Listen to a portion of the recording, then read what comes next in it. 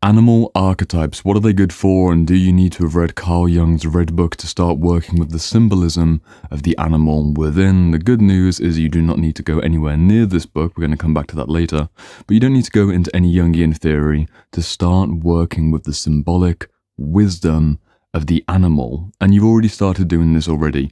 I can imagine that you've probably had a recent dream where some kind of animal appears and you wake up the next day and you go onto Google and you search, what is the meaning of, insert the animal name. We've all done it, and then we're like, oh my god, the fox appeared in my dream, I must be sly and cunning, or oh my goodness, the whale appeared in my dream, I must be accessing deep spiritual wisdom. That's the basic level of working with the animal archetypes, and the collective unconscious will present archetypal images at the right time for the right person for the right reason. In this video, we're going to be bringing it all the way down to the earth because, unfortunately, Jungian theory might be very interesting at a cognitive level, but it doesn't allow you to work with the animal archetypes on a practical level. Today's question was about, well, I'll read it for you, it's right here on the screen. Carl Jung has spoken about the importance of living out the animal in ourselves. I was wondering if you had done any research into this topic. He specifically mentions this in his Red Book, but he does not give any specific steps on how to integrate. It actually went back into the Red Book, and I found the section where he's talking about living the animal and basically not getting overrun by the shadow of primal energy, but it's not very useful. I could have read the extract for you, but the Red Book, in all truth, in my honest opinion, is not worth reading for most people, in most circumstances, if you're interested in practical self-integration. It's interesting if you're really into Carl Jung, but I have never even once recommended the Red Book to one of my clients, whereas a book like The Archetypes of the Collective Unconscious, fantastic, or any of the other major Jungian thinkers like James Hollis, Marianne Woodman, Marie-Louise von Franz, James Hillman, different ways to go into Jungian ideas. We're not going directly into the Red Book today, but you don't need to. What I've decided to do is list 8 animal archetypes that I see coming up repeatedly in my client work, and hopefully archetypes that you can enjoy relating to. I'm going to show you their symbolic capacities, I'm going to show you how you could practically work with them, and I'm also going to be wrapping this video up with a few practical examples which may or may not include me slithering on the ground like a snake or floating around like a butterfly. We'll see where this video goes, but let's dive into it. 8 practical animal archetypes, we're going to go into the symbolism, and then we're going to wrap it all together and hopefully answer this question of how to practically work with animal energy, which also means looking at somatic primal energy. Number 1 animal archetype, the ant. The ant. The humble ant. Why have I chosen the ant? It's because it's the unassuming creature that we very rarely want to identify with. But if you think about the cognitive capacity, if you think about the actual ability for the ant as an independent being, as an independent unit of consciousness to get very much done in the world, we would kind of come up short. The ant is a collective creature. One ant may have the ability to lift a leaf that's 5, 10, or 15 times its body weight, I don't know, depending on the species, but the strength of the ant is in the colony. And if you've ever dreamt about ants, you need to look at this question of the collective. Strength in numbers, but also in the shadow, you have the anonymity of the collective.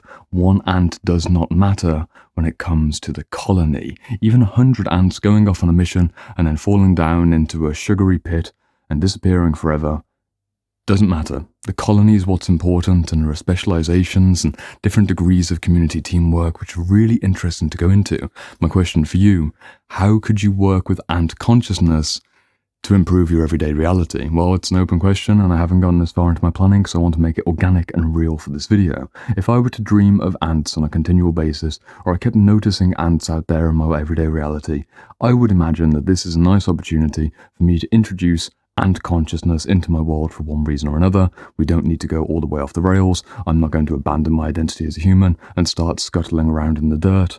But there's something there. There's a lesson in repeated symbolism. And usually, when I start noticing more ants, I tend to think of collective consciousness. But it also depends on the context in which the ant is appearing. If you've ever noticed the first ant leading the trail, there's an exploratory energy to the ant. The ant is seeking with the antennas, looking for the next bit of food, leaving a pheromone trail for the other ants to follow. Are you a leader ant?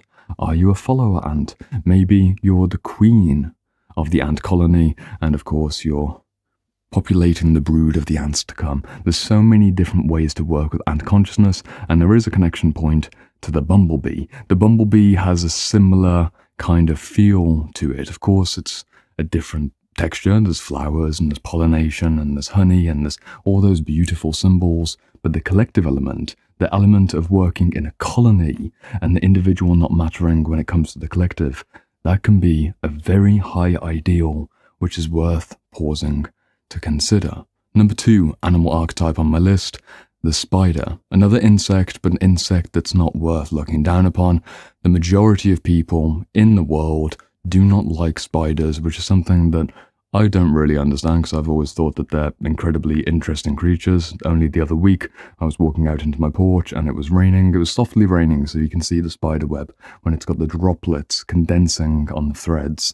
And I was watching the spider moving through and repairing the web after the rainstorm, and it was enchanting. There's such a structure. There's a forward planning, nest building, hunting, but not hunting in a very passive way. This kind of magnetism of the spider, the weaving of the web, and you don't need to go too deep into world mythology to know the importance of the spider's web. Even the World Wide Web, which you're consuming this video through, the idea of webbing, the idea of interweaving, that is such a deep symbolism. And I know we're going only into the symbolic, we will make it more practical later on, but just to introduce a few of the archetypes out the front and give you a variety of possibilities, and hopefully not reduce myself down to a Google search, what does the spider mean in my dream? But we have to build out some framing to begin with. Let's move on to the third animal archetype, one of my favorites, the owl. I'm fortunate to live in the country, so every week or so I will be lying in bed and I'll hear an owl off in the forest, and I'm instantly reminded of the classic cliches of wisdom, and of course the night owl. I tend to work quite late into the night, so often I will be at the desk over there, and I will hear an owl from somewhere in the forest over to my right, and I get that feeling of, I'm usually doing work late at night, I'll be editing something or reading something, and that moment of synchronistic late night owl studying, met with the owl off in the forest somewhere, is such a magician energy. It's that real sorcerer's energy. There's something about the grace, but also the patience, and of course nighttime hunting, nighttime awareness, the big eyes that can move around in, I think, 230, 240 degrees, depending on the breed of the owl. Perception, big, wide-eyed perception, seeing in the darkness the things which others cannot see. If you start dreaming about owls on a frequent basis, you might be developing some extrasensory capacities, or at the very least, you're trying to make connections that other people will just miss because you're looking a little bit deeper. Next animal archetype, we've got the lion. This is a classic, this is a favorite. If you ever asked a child what kind of animal do they want to be when they grow up, you are going to get a series of hands going up, all saying the same thing. I want to be the lion on the savannah. They want to be the king of the jungle. They want to be the one in control. There's something graceful, there's something majestic about the lion's mane, and even the lioness without the mane. There's still that ferocity, that feminine power, and you know enough about lion symbolism for me to not go too deep into the specifics, but if you tap into lion energy, you're going to be going into that very empowered, very regal, very destructive energy at times, but ultimately what we imagine to be quite a sophisticated animal. It's a high status animal, which is why, unfortunately, during the 17th and 18th centuries, if my memory serves me correctly, lion hunting from the colonial Western powers became particularly popular. We had this thing called the Grand Tour, which started developing roughly, well, depending on history, around the 1720s onwards, but especially after a wave of enthusiasm around the 1850s when camera photography became improved, around 1850, 1860, 1870. The camera started to become popularized, and you had wealthy aristocratic men and women going off to Africa, and they would hunt as many lions as they possibly could, and it was absolutely devastating for the lion population. Why were they doing that? It's because the lion has status, not only overcoming the lion, but the lion himself is also a very regal creature, and that period of roughly 150 years, but then getting particularly bad when photography came in, Tragic. Absolutely tragic for the lion population. Needless, senseless murder. I don't support it. It's a world of difference defending your family from a lion because you happen to be living in that place, but going to another country several thousand miles away and destroying something majestic. Just awful. But still, interesting symbolism around the status of the lion and what it means for us to conquer the lion. There's something in the collective at that time to go off and do big game hunting, but apparently you feel like a big man because you went and hunted some big game. Interesting perspective, worth considering. Let's move on to the next archetype. We have one of my favorites, which is the goat. Working with the animal archetype of the goat, we have the Capricornian energy, the mountain climber, the ability to move gracefully or at least move forwards in tricky to navigate terrain. You've got climbing the mountain, you've got goal setting, you've got ambition, and you've also got that hardiness. The eyes are quite interesting on a goat. I once spent a period of time, well, actually, if I think about it, I spent some time in Germany for about 4 months looking after some goats. I did some shepherding in Tuscany during my backpacking years with both sheep and goats in the Italian hills. I've worked with goats probably 4 or 5 times in my life. And when you spend enough time around goats, they are very interesting creatures to observe, and you can see their character come through. There's a real robustness in them. There's an ability to eat a lot and eat almost anything as well. It's not quite this uncivilized or take any opportunity that comes kind of energy. It's quite selective but also opportunistic. And this might be getting really niche and really granular, but if you've ever spent time looking after goats, and strangely I have spent enough time looking after goats, which you might not have expected, you can get to learn a lot from them. We'll move on to the next archetype. Number 6, the snake. This is one of the classics. This is the Jungian classic. We've got so much symbolism wrapped around the snake. Of course, one of the most famous examples from world history, or at least religious history, is Adam and Eve and the serpent. There is a deep biblical narrative around snake consciousness, but there's something about the primal fear that we encounter when we see a snake in the grass, something deeply, there's a deep fear and there's a deep gut reaction inside of us towards that very ancient predator, which is still very much there. But the snake, of course, if you look deeper into mythology, also has a variety of wisdom associated with them. You have the Kundalini serpent that's rising in the Eastern traditions, or maybe you also have the wisdom of the serpent from a more Gnostic perspective and Hermetic perspectives as well. The snake symbolism goes in many, many, many directions, and you don't need to be slithering around on the floor to get connected to serpentine consciousness. Moving quickly now through the final 2, I've got the butterfly. The butterfly is a classic amongst Jungian writers. If you've ever read Marion Woodman, especially her book, The Pregnant Virgin, she returns to this idea of the chrysalis. The caterpillar goes into the chrysalis becomes the butterfly is the symbol, the supreme symbol of transformation. And often I notice in my client dreams, when they're sharing things with me, every now and again, I don't focus in on dream work in particular. This is a very Jungian themed video. I don't work exclusively in this kind of space, but if a client does share a dream and they're going through a transformative period, it is only a period of time before the butterfly starts to appear. And oftentimes I'll have clients who either have butterfly tattoos or butterfly jewelry, or maybe they'll have a butterfly come in during the session. There's so many different butterfly moments that happen. People really like connecting with the symbolic transformation from humble caterpillar who eats lots of food. Some would say that this might even be a very hungry caterpillar who has increasing levels of appetite depending upon, well, their various levels of individuation, but that's a whole nother story, another book that I recommend you read. At the very core, we have this commitment to evolve, this individuation journey. If you start seeing butterflies, you know you're probably on the right path. Final, archetypal energy to bring forwards, just to give you a platter of potentials and different symbolic understandings. And again, this isn't the full story. You can go deep on any particular animal, and I've missed out hundreds of animals, so please, if you have a favourite animal symbolism, leave it down in the comments for others to enjoy. I likewise enjoy looking at some of these associations myself, but the final animal archetype, at least for this video, is the dove. Why did I choose the dove?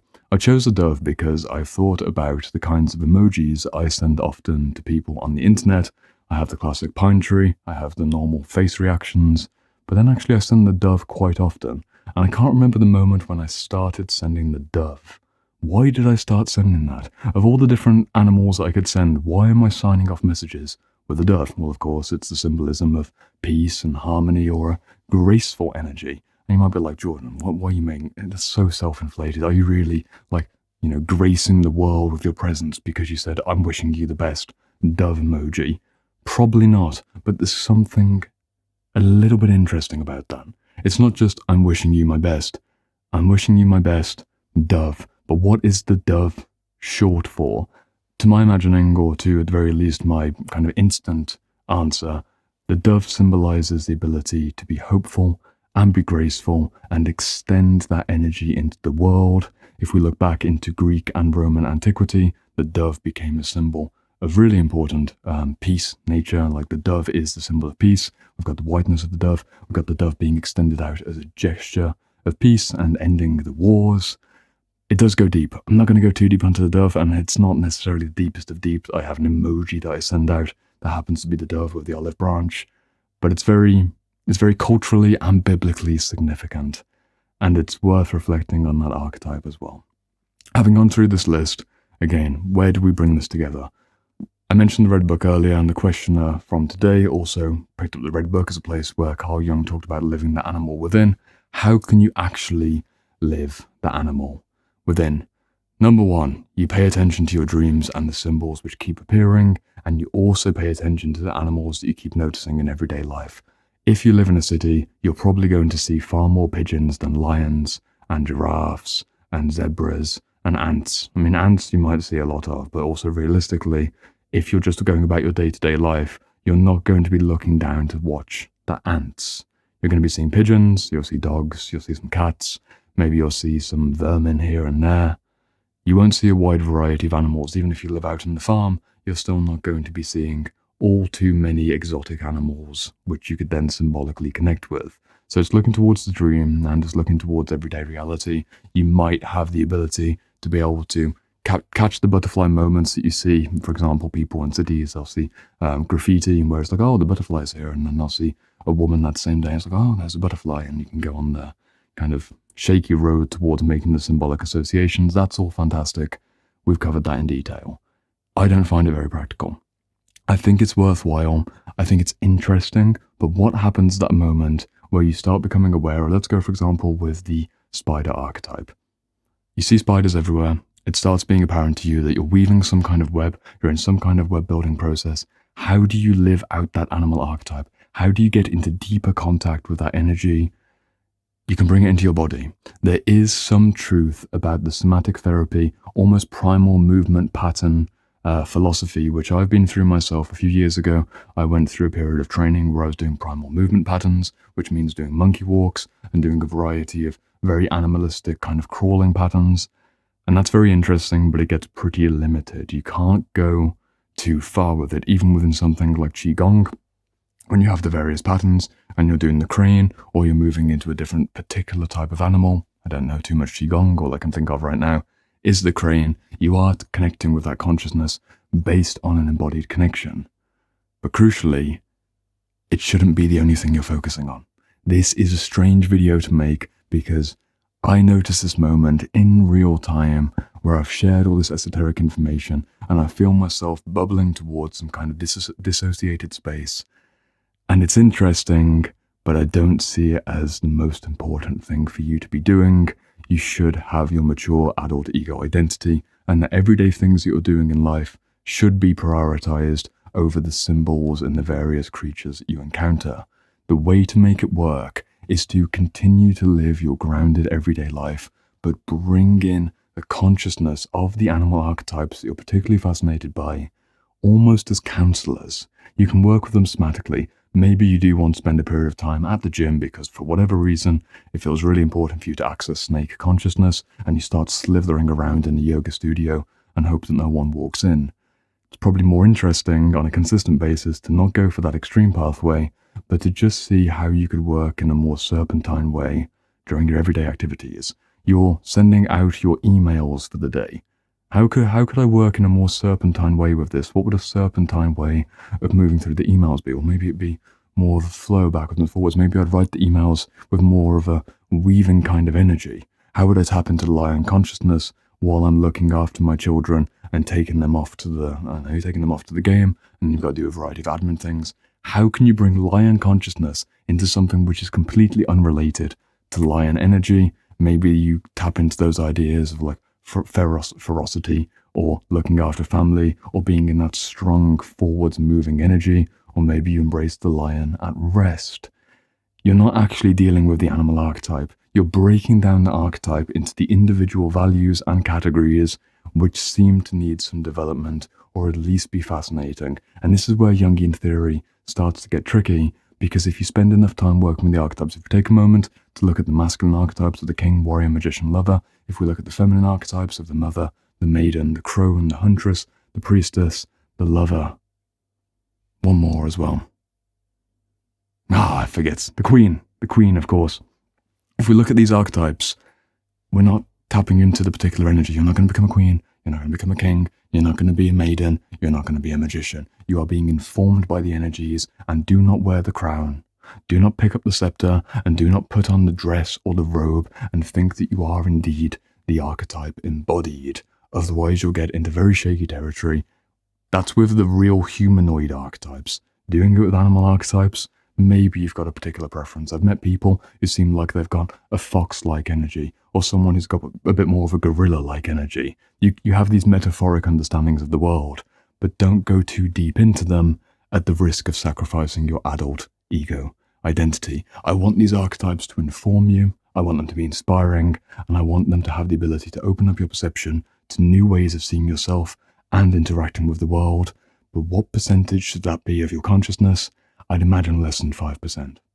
Realistically, honestly, this is a niche kind of video because it's a niche aspect of everyday living, but the gift is to work with that 5% over 5 years. For example, most people will tend to do their astrology-based animal archetypes. If they're into that, they'll go down a certain astrology symbol and they'll work with that astrology symbol or that astrology sign over many years. You can do the same with the animal, especially if you decide to get that animal tattooed on your body. I don't have any tattoos. I probably won't ever get any tattoos. It's not my personal preference. But if I did really resonate with spiders, maybe I'd get some kind of spider web on me, and that would be a reminder to connect into what I perceive to be the spider consciousness, and that would be useful for me.